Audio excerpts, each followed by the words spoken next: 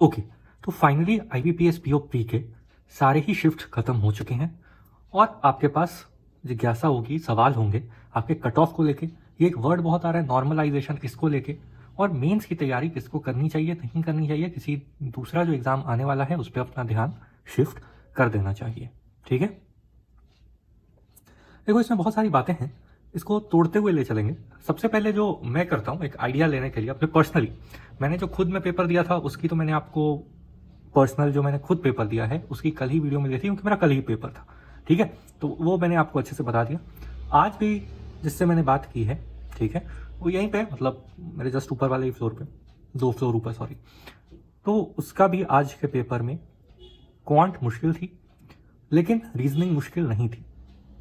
English mixed English, देखो English वैसे भी ज़रूरी नहीं कि सबका अच्छा ही हो, क्योंकि बहुत सारे लोग होते हैं जो आरआरबी वाले कैटेगरी के भी होते हैं। या प्रैक्टिस की बात है कि आप क्वांट और रीजनिंग आरआरबी से मतलब साल के शुरू के एग्जाम से ही प्रैक्टिस करने लग जाते हो और फिर आके आपको IBPS में पहली बार इंग्लिश मिलता है, तो प्रैक्टिस मिसिंग होने की भी थोड़ी सी उसमें बात हो जाती है। ओवरऑल अगर आपका 19 अक्टूबर यानी पहले दिन पे पहला शिफ्ट था तो वो सबको ही मुश्किल लगा है और तीनों ही कैटेगरीज उसकी मॉडरेट या उससे ऊपर के लेवल की ही लगी हैं। चाहे क्वांट की बात हो या रीजनिंग की बात हो या इंग्लिश की बात हो, किसी भी तीनों ही पेपर में उसको इजी लेवल किसी में भी नहीं मिला है। ठीक है, अगर मैं दिखाऊं कि इसको तो ये क्या है, यहाँ पे एक चैनल है, गाइडली करके आपने नाम सुना ही होगा, इसके अगर आप कम्युनिटी टैब में जाओगे तो ये इस तरह से क्वेश्चन तोड़ के भी बता देते हैं, तो आपको उससे भी आइडिया लग जाएगा कि भाई किस में आपको किस तरह की चीज़ें आई हैं। सबसे पहले तो 19 अक्टूबर के 2 सेट में इनइक्वालिटी, डायरेक्शन बेस्ड क्वेश्चन, सिलॉग सब मिसिंग थे, लेकिन 20 अक्टूबर में ऐसा नहीं है। अगर आप 20 अक्टूबर में देखोगे तो आपको देखो सिलॉग यहाँ मिल रहा है। मतलब इस तरह से प्रॉब्लम है थोड़ी सी रीजनिंग वाले पेपर के साथ में, अगर टफनेस की बात करें तो, क्योंकि ये तरह के पेपर जो होते हैं वो आपको नॉर्मल मॉक्स में भी मिलते हैं। आप जितने जितने यूट्यूब सेशन लगाए होंगे उसमें आपको मिले होंगे, और आप पेपर देने गए और वो क्वेश्चन ही नहीं थे, आप ढूंढते रह गए, क्लिक करते रह गए, परेशान हो रहे हो, है ना। तो ये सारी चीज़ें जो है वो थोड़ा सा फर्क डालेंगी। खैर, मैं बताने आया था इन चीज़ों के बारे में। ये डालते हैं एक ओवरऑल स्लॉट का। ये अगर जस्ट चेकिंग पोल पे क्लिक करो तो आप देखोगे कि बिलो 50 6% लोगों का है। ये ओवरऑल की बात हो रही है अभी। 51 to 60 29% लोगों का है, 61 to 70 38% का है, और अबव 70 12% लोगों का है।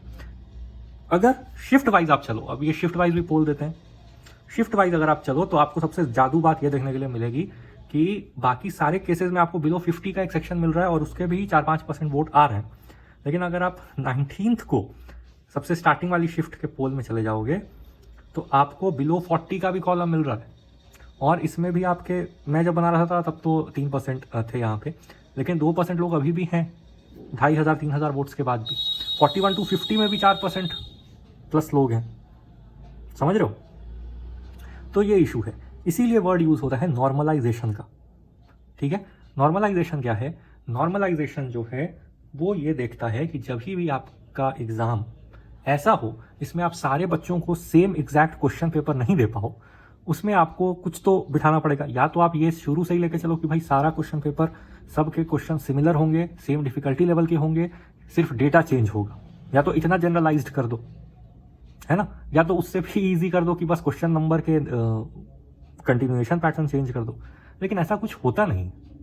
ठीक है, होता है कि सबको अलग अलग क्वेश्चन पेपर मिलते हैं, इवन टॉपिक्स डिफरेंट होती हैं, तो ये तो चलेगा नहीं ना, क्योंकि कोई भी क्लेम कर सकता है। वैसे तो जनरली सबको अपना ही पेपर टफ लगता है और दूसरे का आसान लगता है ना। उसके ऊपर 1-2 और इसी तरह की बातें हैं, 1-2 18+ बातें हो जाती हैं, तो उसको इग्नोर कर देंगे। लेकिन नॉर्मल में भी देखो, grass is greener on the other side, अगर अंग्रेजी में बोलो तो, है ना, या दूसरे की थाली में ज़्यादा दिखता है, मतलब इस तरह की बातें। तो वो एक जनरलाइज्ड बात है, लेकिन नॉर्मली भी अगर आप अलग अलग सवाल सेट करोगे, अलग अलग टॉपिक सेट करोगे, तो एक पेपर और दूसरे पेपर के लेवल में सिमिलैरिटी है, एक ही है, कैसे बोल सकते हो? नहीं बोल सकते हो। इसलिए नॉर्मलाइजेशन वर्ड आया। इसका मतलब सिंपल है कि दोनों शिफ्ट को किसी मेट्रिक पे कंपेयर किया जाता है और ये देखा जाता है कि जैसे आप रेशियो वगैरह के सवाल बनाते हो, उसमें एलसीएम वगैरह लेके बराबर करते हो ना, एक रेफरेंस पॉइंट लेते हो ना कि भाई इससे कंपैरिजन करके निकालेंगे सवाल का जवाब। ठीक है, या नॉर्मल भी फ्रैक्शन के किसी भी ऑपरेशन में आप उसका एलसीएम लेते हो, फिर उससे उसको डिवाइड करके ऊपर प्लस माइनस जो भी करते हो कॉमन फैक्टर निकालते हो। वही चीज़ है नॉर्मलाइजेशन, कि वो अलग अलग पेपर में देखते हैं कि भाई ठीक है इसमें इंग्लिश 5% हार्डर हो गया दूसरे वाले पेपर से, तो इसमें नॉर्मलाइजेशन के आपको 5% जैसे कुछ नंबर मिल जाएंगे। ठीक है, अगर जनरल की बात करूं तो 1-2 शिफ्ट ही मुश्किल है, बाकी 6 शिफ्ट मॉडरेट है, पिछले कुछ बार की तरह ही है। ठीक है, तो वो जो 2 शिफ्ट मुश्किल आई हैं, वो 2 शिफ्ट वाले को कुछ नंबर का फायदा हो सकता है। ठीक है, 100% IBPS ने कभी नहीं बताया है खुल के कि भाई मेरा ये कुछ सेट फॉर्मूला है नॉर्मलाइजेशन का, इसलिए आपको मैं भी रफली बता सकता हूं कि जो 2 शिफ्ट मुश्किल आई हैं उसका ये लोग शायद 1-2 मार्क्स ज़्यादा, नॉर्मलाइजेशन मतलब ऐसा नहीं कि अगर आपने 50 बना के आए तो आपको 60 आ रहा है, वैसा नहीं होगा। ठीक है, लेकिन हाँ आपने 50 बना के आया है, आपको आराम से 2-2.5 नंबर एक्स्ट्रा हो सकते हैं, उसमें कुछ भी शॉकिंग बात नहीं। एक चीज़ और है, लोग मॉक्स में डर जाते हैं। एक चीज़ देखो, यहाँ पे जो भी लोग लिखते हैं ना, लिखते हैं नंबर ऑफ अटेम्प्ट्स कितने थे, नंबर ऑफ अटेम्प्ट्स कितने थे। अरे वैसे तो आप 100 अटेम्प्ट करके आ जाओ, A B B B B B C C C C C D D D D E, आप 100 के 100 अटेम्प्ट करके आओ, क्या फायदा होगा? नेगेटिव ही होंगे नंबर और नंबर कम ही होंगे। ठीक है, तो ये अटेम्प्टेड के गेम में फंस के अपना टाइम बर्बाद मत करो। कट ऑफ का मतलब ही होता है मार्क्स बेस्ड। कट ऑफ कभी भी ये नहीं बोला जाता है कि ये कट ऑफ हम निकाल रहे हैं और इसमें आपको कट ऑफ मिलेगी अटेम्प्ट बेस्ड, है ना। कुछ बच्चे, आपको यकीन नहीं होगा लेकिन पर्सनली भी आपने कभी देखा होगा, सुना होगा वैसे लोगों के बारे में, कुछ लोग 50 अटेम्प्ट करके भी कट ऑफ क्लियर कर लेते हैं, RRB की मैं बात कर रहा हूं, और कुछ लोग 65 अटेम्प्ट करके भी कट ऑफ क्लियर नहीं करते। अगर आपको याद हो, पिछले बार RRB के कुछ स्टेट्स में 42 थे कट ऑफ, 42 नंबर, और जिसने 50 अटेम्प्ट किए वो ने क्लियर कर ली कट ऑफ, और जिसने 60 अटेम्प्ट किए उसने नहीं किए। क्यों? क्योंकि 60 वाले ने बस तुक्के मारे, और वो हर जगह हर पोल में मार्क करते जा रहा है, मैंने तो 60 अटेम्प्ट कर दिया, मैंने तो 60 अटेम्प्ट कर दिया।